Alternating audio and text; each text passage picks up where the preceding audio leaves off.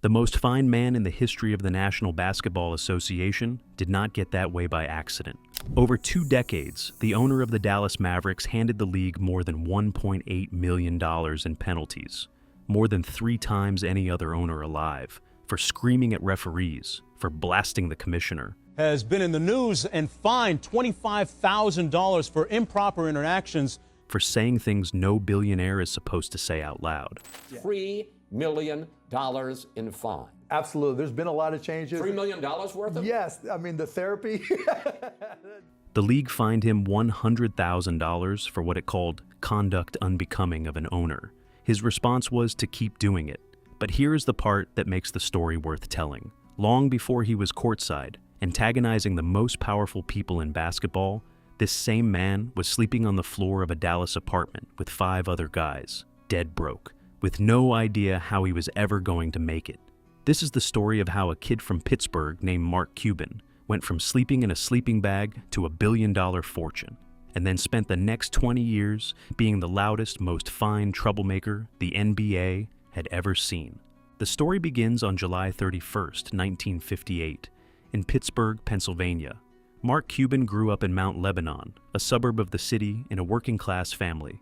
His father, Norton Cuban, spent his days doing upholstery on automobiles, stitching the seats and interiors of other people's cars for a living. It was honest, steady, unglamorous work, the kind that paid the bills and not much more. The family name had once been Chabanitsky, changed to Cuban by his grandfather after the family came through Ellis Island from the old Russian Empire, part of that great wave of immigrants who arrived with nothing and built from scratch. This was not a household of wealth or connections. There was no trust fund waiting, no family business to inherit, no rich uncle to call.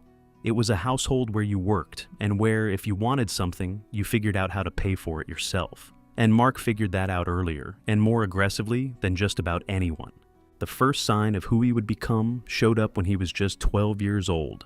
Young Mark wanted a pair of expensive sneakers, and rather than ask his father for the money, he started selling garbage bags door to door around the neighborhood to pay for them himself. A few years later, he was selling stamps and coins to make money, and at 16, when the Pittsburgh newspapers went on strike, Cuban saw an opportunity instead of an inconvenience. He drove to Cleveland, loaded up on newspapers, and ran them back to Pittsburgh to sell to people desperate for the news. The pattern was already there, clear as day. Where other people saw a problem, a strike, a shortage, an expensive pair of shoes, Mark Cuban saw a way to make a sale. He would later boil his entire business philosophy down to 3 words: sales cure all. But knowing your gift and getting paid for it are 2 different things, and Cuban's 20s were rough. After college at Indiana University, he made his way to Dallas, Texas, chasing opportunity with almost nothing in his pocket. He moved into a 3-bedroom apartment with 5 other young men, 6 guys crammed into a space they jokingly called the hotel, paying about $600 a month in rent split between them. Cuban slept on the floor in a sleeping bag in the living room. He tended bar at night to scrape by.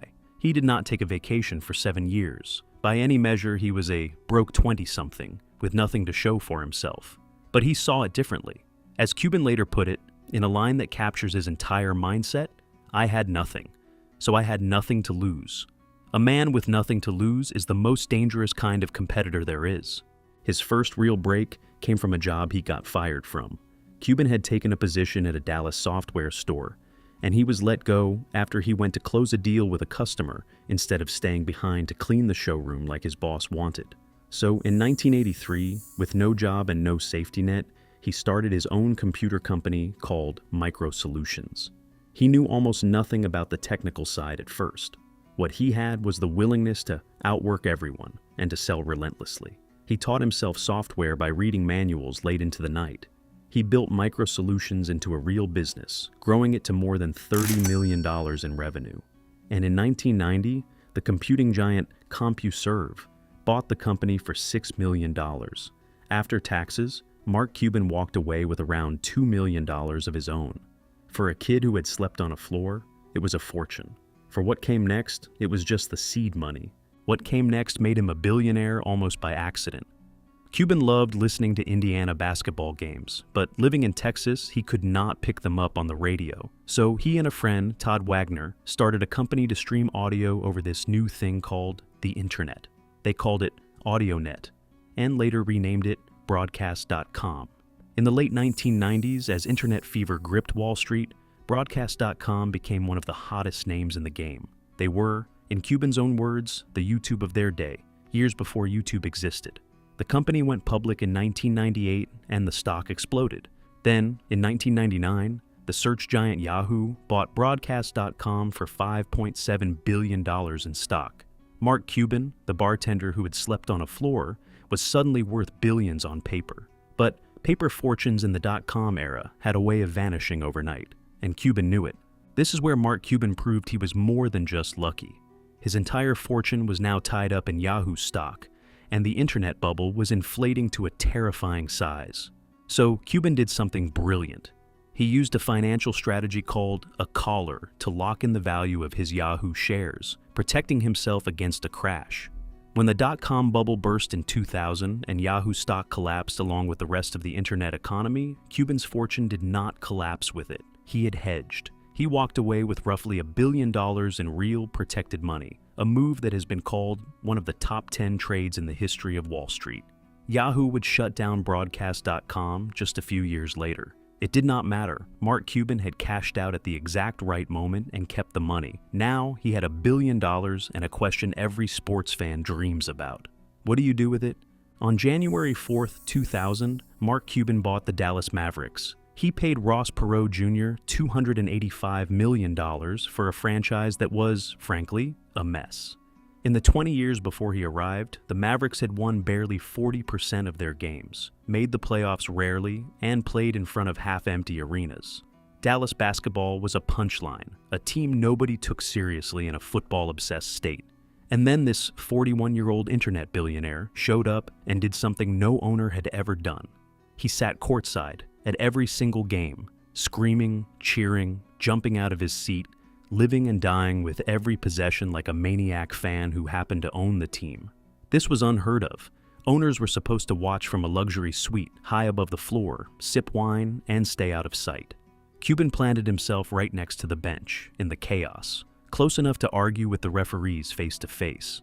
He spent enormous money on players, on facilities, on flying the team on the best private planes. He upgraded the locker rooms, the training staff, the food, the hotels, everything a player could possibly want. His philosophy was simple. Treat the players like gold, and they will run through walls for you. The players had never seen anything like it. Neither had the league office, and that is exactly where the trouble started. Mark Cuban did not believe in sitting quietly in a luxury box. He believed the referees were often wrong, and he said so, loudly to their faces, in the press, anywhere he could. No! FBI control at the timeout! FBI control at the timeout! The fines started rolling in almost immediately and never stopped. He was fined again and again for criticizing officials, for confronting them, for public statements the league called detrimental to the game. He once dropped multiple F-bombs on Commissioner David Stern at a game. By the time he was done, Mark Cuban had paid more than $1.8 million in fines to the NBA, more than 3 times the next most fined owner in the league. He even said paying those fines was a kind of stress relief, that yelling at referees was worth every dollar. The most powerful league in American basketball spent 2 decades trying to make him behave, and they never could. But here is what drove everyone crazy. Underneath all the noise, the loudmouth from Pittsburgh was actually winning.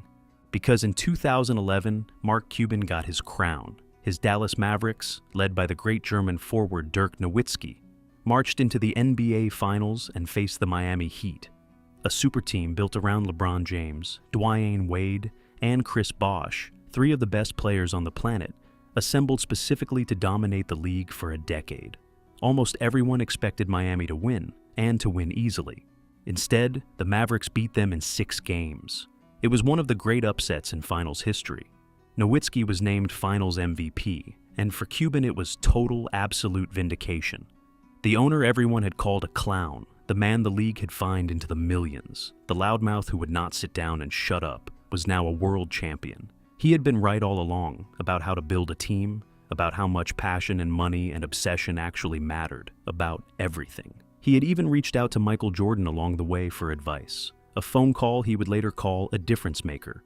Mark Cuban, the kid who sold garbage bags door to door and slept on an apartment floor in a sleeping bag, stood at the very top of the basketball world, holding the trophy. And he made sure to personally pay for the championship parade through the streets of Dallas. So, here is where the long story lands. In 2023, Mark Cuban sold his majority stake in the Dallas Mavericks in a deal that valued the team he bought for $285 million at around $3.5 billion. Today his net worth sits at roughly $6 billion. He spent years as one of the sharks on the television show Shark Tank, becoming a household name to millions who never watched a basketball game. He launched a discount pharmacy company aimed at lowering the price of prescription drugs for ordinary Americans, the same kind of person his father had been. The garbage bag salesman became one of the most recognizable businessmen in the country, and through all of it, he never stopped being the loud, stubborn, relentless competitor who once had nothing to lose. He summed up his whole life with a line he borrowed from the coach Bobby Knight. Everyone has the will to win, but only a few have the will to prepare to win. Mark Cuban prepared on the floor of that apartment, reading software manuals at midnight, betting on himself when no one else would. Had you heard the full story of Mark Cuban before this video? And what other sports team owners would you like to see next? Share it in the comments. And if you enjoyed this, subscribe and check out the rest of the channel for more stories of the people who built the empires we know today.